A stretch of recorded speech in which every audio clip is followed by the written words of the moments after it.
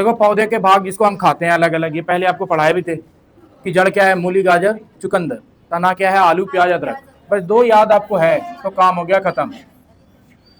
यहां पर से यहां पे पत्ती वाले में एक ही क्वेश्चन आता है कि एक ऐसा जिसको हम क्या करते हैं, कपड़ों में लपेट के रखते हैं, ऐसे करके एक लॉजिकल मीनिंग देता है धनिया से।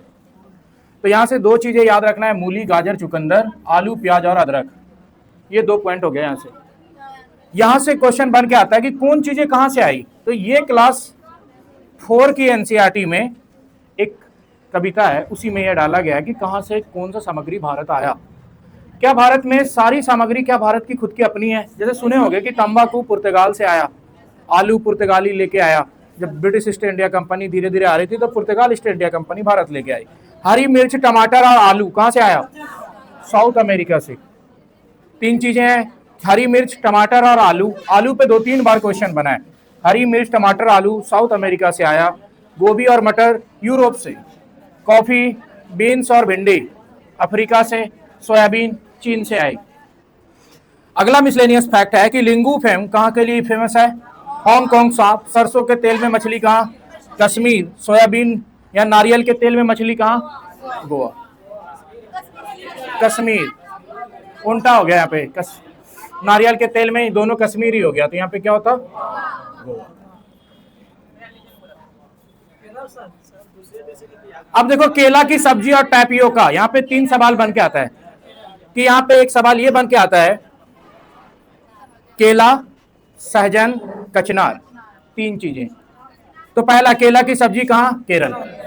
दूसरा है सहजन की सब्जी के पकौड़े कहां? महाराष्ट्र। कचनार की सब्जी कहां? उत्तर प्रदेश। सहजन जो घास से लटकती है ना, हाँ। बोरा क्या? कचनार का फूल होता है, आप देखोगे ना। अब कैसे दिखाएं हम फूल, इसमें तो डायरेक्ट मोबाइल है, मारो गूगल से। तो सुनहरे भुट्टे, यहाँ पे कुछ लॉजिकली है। यहाँ पे है सुनहरे भुट्टे कहां? लद्दाख। खेजड़ी के फल की सब्जी बनाई जाती है। आपको जब हम पढ़ाए थे राजस्थान की, खेजड़ी के वृक्ष ऐसे होते हैं जो रेगिस्तानी क्षेत्रों में उगते हैं, जिसको पानी की बहुत कमी होती है, बच्चे उसके छांव में खेलते हैं। इसको घर के लिए इस्तेमाल किया जाता है, इस लकड़ी में कीड़े नहीं लगते। तो खेजड़ी का फल सब्जी कहाँ यूज किया जाता है? राजस्थान। सुनहरे भुट्टे कहाँ? लद्दाख। बोरा और चेबा चावल, ये 2 चीजें चावल की किस्म है और कहाँ यूज की जाती है? असम में। ये मिसलेनियस फैक्ट है।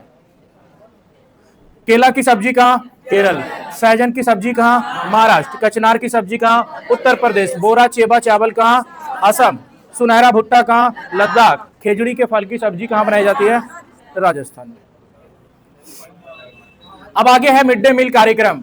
1995 में मिड डे मील कार्यक्रम भारत सरकार के द्वारा मध्याह्न भोजन जो कुपोषण को दूर करने के लिए चलाया गया था भारत सरकार के द्वारा, कि भारत में कोई भी बिलो पॉवर्टी लाइन जो भी है वो भुखमरी का शिकार ना हो, और सरकार स्कूल में पोषण स्तर को सुधारने के लिए मिड डे मील कार्यक्रम चलाती है और ग्रामीण स्तर पर जन वितरण पर लाने। तो मिड डे मील कार्यक्रम स्कूल में कुपोषण को दूर करने के लिए जो सरकार के द्वारा चलाया गया कार्यक्रम था वो था मिड डे मील कार्यक्रम। कुपोषण का मतलब है कि हाइट के हिसाब से वजन का ना बढ़ना और वजन के हिसाब से हाइट का ना होना, ये कुपोषण कहलाता है। मिड डे मील कार्यक्रम 1995, मध्याह्न भोजन मिड डे मील कार्यक्रम 1995। अब लीची के फल सबसे ज्यादा किसको भाते हैं? ये भी पॉइंट बना हुआ है। मधुमक्खी को सबसे ज्यादा लीची के फल भाते हैं और भारत के बिहार के मुजफ्फरपुर में सबसे ज्यादा मधुमक्खी पालन किया जाता है। मधुमक्खी पालन होता है कब? अक्टूबर से दिसंबर के बीच में। मधुमक्खी अपने साथियों को नाच करके और गंधों से पहचानती है। मधुमक्खी पालन को क्या कहते हैं हम लोग? AP culture. ये सारी चीजें पता है ना कि मधुमक्खी को सबसे ज्यादा कौन सा फल पसंद है? लीची। और बिहार के मुजफ्फरपुर में सबसे ज्यादा जो कृत्रिम मधुमक्खी पालन है उसका किया जाता है। कृत्रिम मतलब लोगों के द्वारा अपने अत्याधुनिक तकनीक से मधुमक्खी को पाला जाता है। अब यहां से देखो सवाल जो आपको पहले पढ़ाए थे, अब पता चलेगा कि इस तरीके के सवाल भी आते हैं। ये है सवाल। अब देखना इसमें समझ में कुछ नहीं आएगा। उस दिन हम पढ़ाए थे आपको कैसे पैटर्न दिए हुए, अब इसमें पढ़ के बताओ और ये सवाल में आंसर जाएगा क्या, आप ये बताना। हम डायरेक्ट सवाल उठा लिए, टाइप नहीं किए, बक्सा बनाना पड़ता, बहुत काम था इसमें।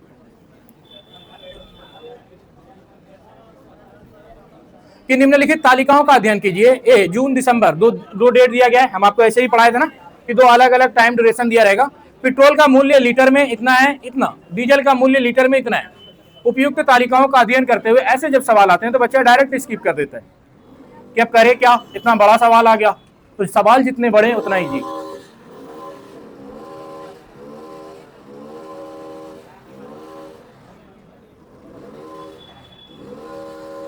जल्दी बनाओ, किसी का आंसर मिलना चाहिए, फिर हम आगे चलते हैं। ए नंबर, चलो ए को राउंड कर देते हैं। सी नंबर, बी डी वाला भी कोई है क्या? बी।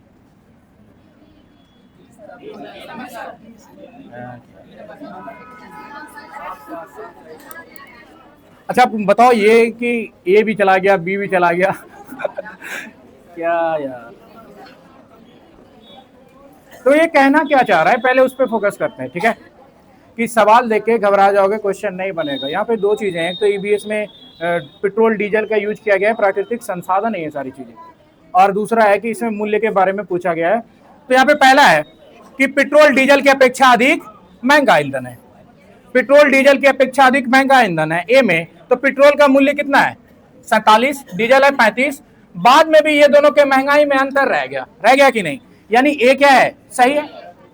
अगर मान लेते हैं कि यहाँ पे डीजल को महंगा कर देता, पेट्रोल सस्ता कर देता, और आप होशियारी में क्या करते, दुनिया जहान के बारे में सोच के मार देते, तो गलत हो जाता है ना। यहाँ पे डाटा दिया गया है कि पेट्रोल 2007 में 47 रुपये 74 पैसा था, लेकिन वर्तमान 2014 में 61 रुपए है। वही डीजल की बात करें तो 35 था, भी 50 था। इससे पता ये चला कि ये जो दी गई तालिका है इसमें भी पेट्रोल डीजल की अपेक्षा क्या है? महंगा है। ये तो सही है ना। अब देखो ये जिसमें जिसमें होगा वो आंसर जाएगा, बाद बाकी काट के फेंक देंगे।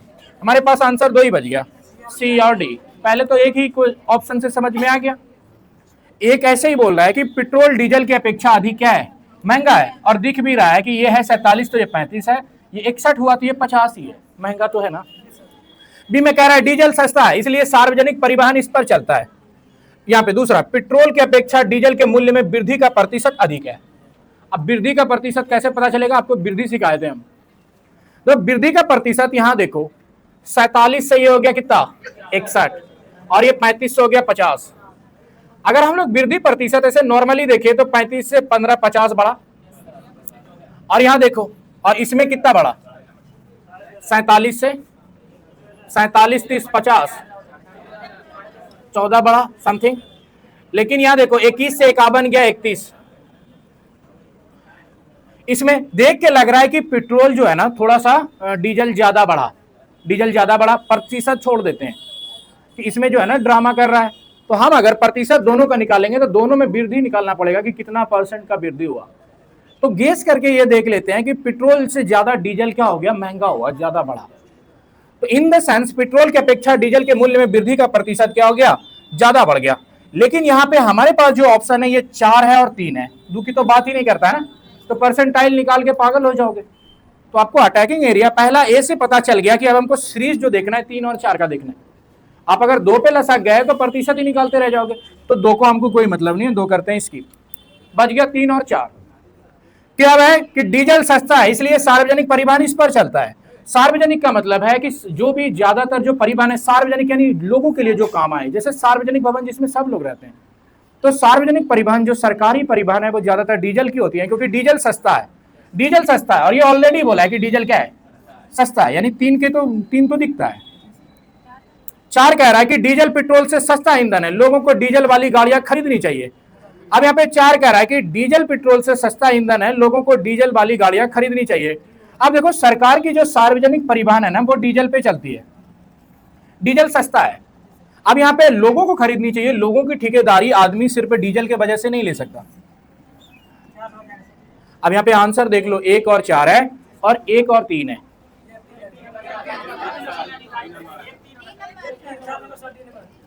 एक 4 होगा, एक 3 होगा। देखो 1 तो क्लियर है, हमारे पास 3 बच गया, 4 बच गया। ऐसे सवाल अटपटे से हो गए। डीजल सस्ता है इसलिए सार्वजनिक परिवहन इस पर चलता है।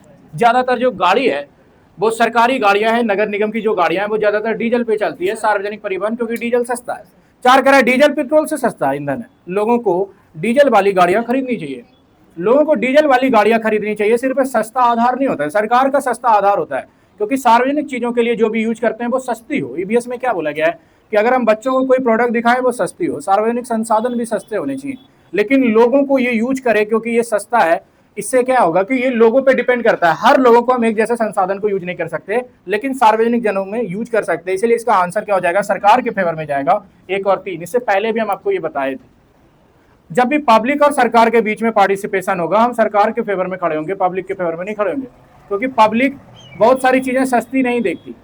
पब्लिक के पास जब पैसा होता है तो वो BMW भी ले लेता है, पर अगर सरकार के पास अरबों खरबों भी होगी, फिर भी वो सार्वजनिक जीवन में लोगों को जवाब देना पड़ेगा उसको। वो महंगी चीजें BMW लोगों के सार्वजनिक जीवन के लिए नहीं खरीद सकता।